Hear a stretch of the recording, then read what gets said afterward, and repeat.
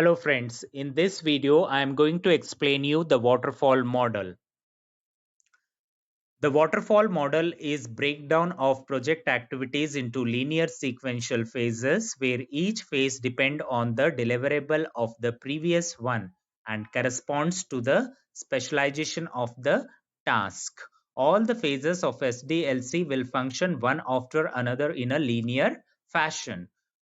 That is, once you cover the first phase, and when you move to the second phase, you cannot go back to the first phase.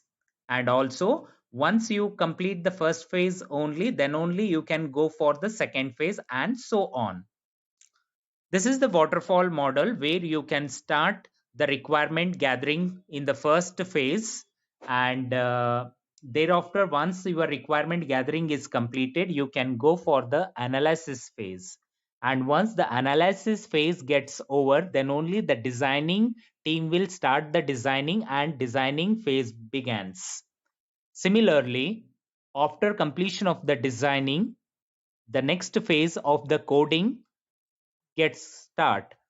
And once the coding gets starts, you cannot go back to the designing phase and makes any modification in the designing. Okay, whatever the designing you want to make it, you make sure that before end of the designing phase only all the designing must be completed.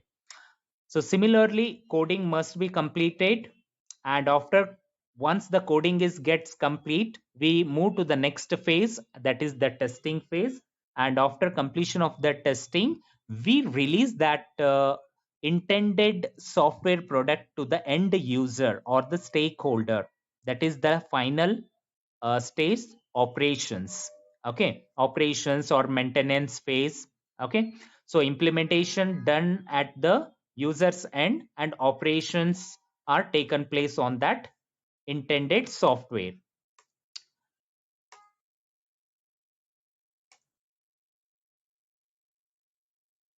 When to use the SDLC waterfall model? When your requirements are very well known and clear and fixed, then you can use it, and product definitions are stable and technology is very well understood, then you can go for the waterfall model. And there is no ambiguous requirements in your requirement gathering phase, you can prefer this waterfall model. And ample of resources with required expertise are available freely, and your project is too small or very short, then this waterfall model is recommendable. There are some advantages of waterfall model. This model is very simple to implement, and also the number of resources that are required for it is minimal. And the second is the requirements are simple and explicitly declared.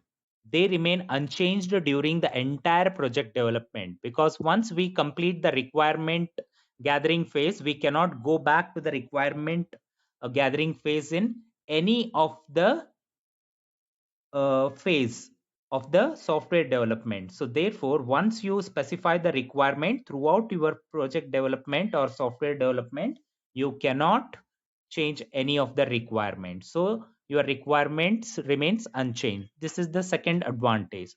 The third is the start and end points for the each phase is fixed, because once we cover the previous phase, you cannot go back. That is the advantage. The release date for the complete product as well as its final cost can be determined before the development, and it gives easy to control and clarity for the customer due to strict reporting time. So these are the advantage of the waterfall model.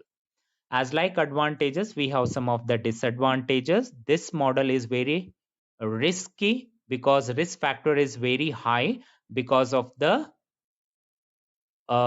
complex project cannot be implemented.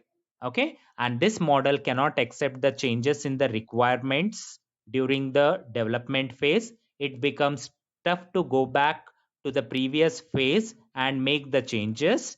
And since the testing is done at a later stage, it does not allow identifying the challenges and risk in the earlier phases. So the risk reducing strategy is difficult to prepare.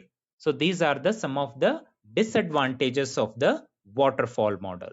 So thank you for watching the video. Kindly like, subscribe and share.